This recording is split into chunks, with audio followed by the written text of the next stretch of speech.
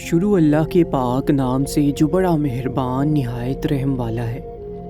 دوستو، خانہ کعبہ میں آنے والے آندھی اور طوفانی بارشوں میں 100 سال سے چھپا اژدہا باہر کیوں نکل آیا، اور اس نے ایسے آندھی طوفانوں کی کیا وجہ بتائی، اور پھر اس نے ایسا کیا کیا، یہ سن کر آپ کے رونگٹے کھڑے ہو جائیں گے۔ دوستو، بروز منگل کو آنے والے طوفان نے جہاں خانہ کعبہ میں ہر سو تباہی مچا دی، وہاں ایک ایسا واقعہ بھی رونما ہوا کہ جس سے بہت سے لوگ ناواقف ہیں۔ دوستو، یہ واقعہ مکہ معظمہ کے ایک رہائشی نوجوان اسد اللہ نے سنایا ہے۔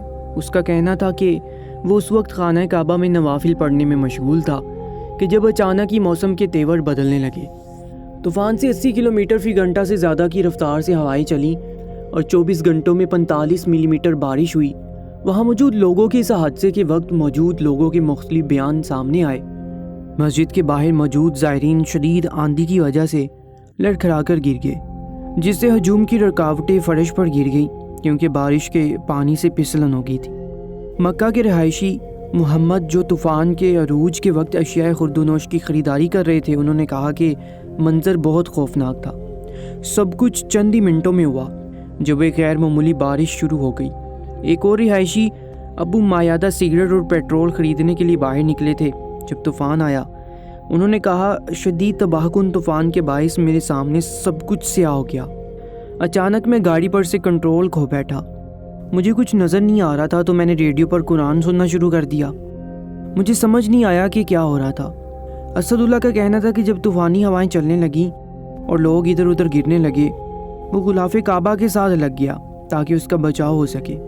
اس نے دیکھا کہ اس کے چند قدم کے فاصلے پر ایک بزرگ تھے جو سفید لباس پہنے ہوئے غلاف کعبہ کے پاس کھڑے تھے۔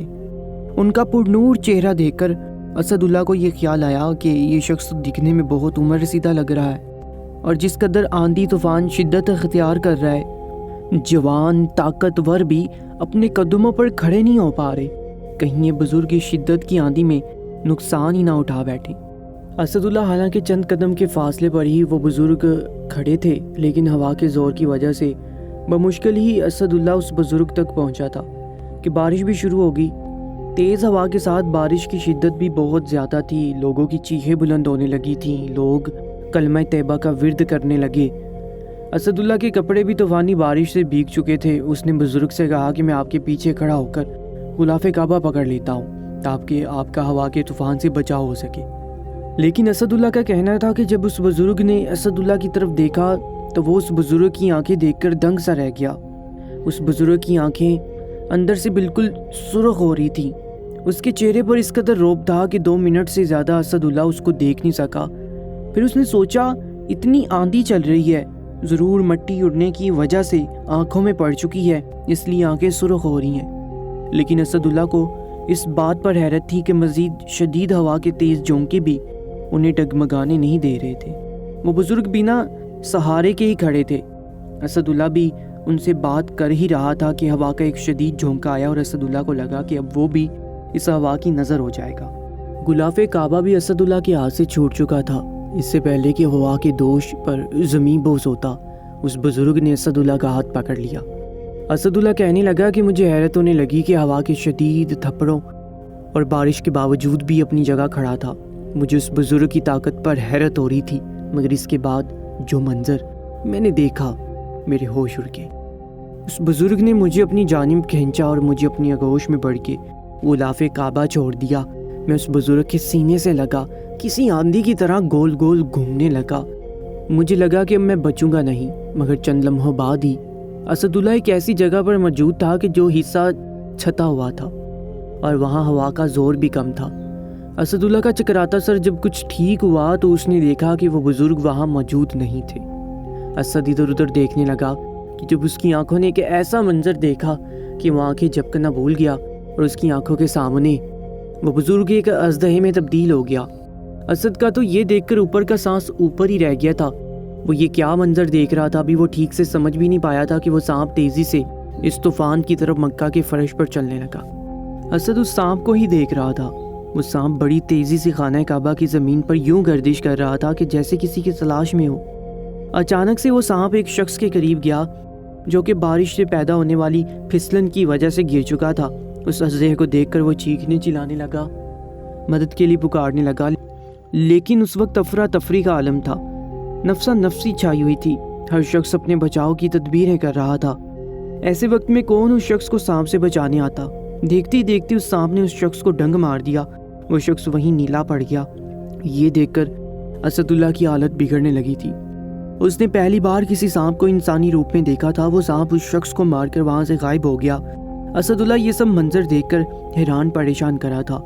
کچھ دیر بعد کلاک ٹاور پر بجلی گری اور اس خوفناک منظر نے دلوں کو دہلا کے رکھ دیا۔ اس کے بعد یہ طوفان تھم گیا۔ اسد اللہ وہیں کھڑا رہا، اسے ابھی بھی اپنی آنکھوں پر یقین نہیں ہو رہا تھا۔ اس حادثے میں بہت سے لوگ زخمی ہو گئے تھے۔ اسد اللہ اگلے روز جب خانہ کعبہ پر طواف کر رہا تھا تو اس کی نظر دوبارہ اسی بزرگ پر پڑی۔ وہ بزرگ بھی طواف کعبہ میں مصروف تھا۔ اسد اللہ اس کے برابر میں جا کر کھڑا ہو گیا۔ جیسے ہی طواف سے فارغ ہوا وہ بزرگ باہر نکلا، اسد بھی اس کے پیچھے ہو لیا۔ کچھ ہی قدم چلنے کے بعد اس نے اس بزرگ کو پکارا، وہ رک گئے۔ اسد اللہ نے کہا کہ مجھے آپ سے کچھ پوچھنا ہے۔ وہ شخص زبان سے کچھ نہیں بولا، اب بھی اس کی آنکھیں سرخ تھیں۔ اسد نے کہا کہ جو کچھ میں نے کل دیکھا مجھے یقین نہیں آ رہا، کیا سچ میں سانپ انسانی روپ بھی اختیار کر سکتے ہیں؟ اور مجھے یہ بھی سمجھ نہیں آیا کہ کل آپ نے میری جان بچائی لیکن اس شخص کو مار ڈالا، آخر آپ نے ایسا کیوں کیا؟ وہ کہنے لگے کہ میں 100 سال سے مکہ مکرمہ کے ایک ویرانے میں رہتا تھا اور وہاں کی زمین پر ایک گڑھے میں ہم سانپوں کا بسیرا ہے۔ ہم وہاں اللہ کی عبادت بھی کرتے ہیں اور کئی سالوں سے وہیں رہتے ہیں۔ ایک بار ہماری زمین اتنی گرم ہوگی کہ اس کی تپش سے اس گڑھے میں رہنا محال ہو گیا۔ پھر معلوم ہوا کہ اس ویرانے کی زمین پر کسی شخص نے ایک مظلوم لڑکی کے ساتھ زنا کیا ہے اور وہ لڑکی بے تحاشا رو رہی ہے۔ یہ سن کر میں پریشان ہو کر رہ گیا تھا، کیونکہ جب زمین پر زنا ہوتا ہے تو وہ اندر سے جلنا شروع ہو جاتی ہے اور اس کی تپش سے زمین کے اندر رہنے والے ہم جیسے موذی جانور تکلیف میں آتے ہیں۔ ایسا ایک بار نہیں ہوا تھا، اس شخص نے تو معمول بنا لیا تھا۔ یہ شخص ایک ٹیکسی ڈرائیور تھا۔ جب اس کی ٹیکسی میں کوئی خاتون تنہا سفر کرتی تو یہ اسے اس ویرانے میں لا کر اس کے ساتھ بدکاری کرتا، جس کی وجہ سے زمین اندر تک جلتی ہوئی محسوس ہوتی۔ ایک بار جب میں باہر نکلا تو یہ شخص ایک لڑکی کے ساتھ بدکاری کر کے اسے وہیں پھینک کر چلا گیا۔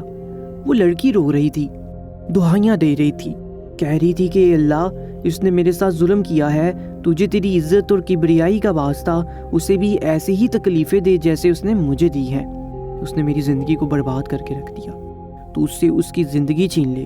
بزرگ کہنے لگا کہ مجھے اس لڑکی کے رونے پہ بڑا ترس آیا۔ اسی وقت میں نے خود سے وعدہ کر لیا تھا کہ جب بھی یہ شخص مجھے نظر آیا ایسے مار ڈالوں گا، کیونکہ جب زمین پر زنا عام ہو جائے تو اس کی وجہ سے زمین اندر تک جلنے لگتی ہے اور پھر آتش فشاں اور زلزلے، آندیاں، طوفان آتے ہیں۔ یہ کوئی معمولی اور چھوٹا سا گناہ نہیں ہے۔ مکہ جیسے مقدس شہر میں بھی یہ گناہ دن بہ دن بڑھ رہا ہے۔ یہاں پر آنے والے زائرین کے ساتھ اکثر لوگ ایسا کر جاتے ہیں۔ یہ شخص جب مجھے نظر آیا تو مجھ سے رہا نہیں گیا، کیونکہ ایسے ہی لوگوں کے گناہ کی وجہ سے جب کوئی عذاب زمین پر اترتا ہے تو ان لوگوں کو بھی اپنی لپیٹ میں لے لیتا ہے جو بے قصور ہیں۔ یہ کہہ کر وہ بزرگ کہنے لگے کہ سانپ 100 سال بعد انسانی شکل اختیار کر لیتا ہے، لیکن ایسا بہت کم ہی ہوتا ہے۔ یہ کہہ کر وہ بزرگ وہاں سے چلے گئے اور میں حیرت سے انہیں دیکھتا رہ گیا۔ سعودیہ میں آنے والے اس طوفان کی جو وجہ انہوں نے بتائی مجھے حیرت میں ڈال گئی تھی۔ زنا بہت بڑا گناہ ہے۔ قرآن و حدیث میں زنا کی سخت مذمت بیان کی گئی ہے اور زنا کرنے والوں کے بارے میں سخت وعیدیں سنائی گئی ہیں۔ حدیث مبارکہ میں ہے کہ 7 آسمان اور 7 زمینیں شادی شدہ زناکار پر لعنت کرتی ہیں، اور جہنم میں ایسے لوگوں کی شرمگاہوں سے ایسی سخت بدبو پھیلے گی جس سے اہل جہنم بھی پریشان ہوگی، اور آگ کے عذاب کے ساتھ ان کی رسوائی جہنم میں ہوتی رہے گی۔ ایک دوسری حدیث میں ہے، حضرت ابو ہریرہ رضی اللہ تعالیٰ عنہ روایت فرماتے ہیں کہ رسول اللہ صلی اللہ علیہ وآلہ وسلم نے فرمایا، زنا کرنے والا زنا کرنے کے وقت مومن نہیں رہتا، چوری کرنے والا چوری کرنے کے وقت مومن نہیں رہتا، اور شراب پینے والا شراب پینے کے وقت مومن نہیں رہتا۔ اللہ ہمیں ایسے گناہ سے محفوظ رکھے۔ کامنٹ سیکشن میں آمین ضرور لکھیے گا۔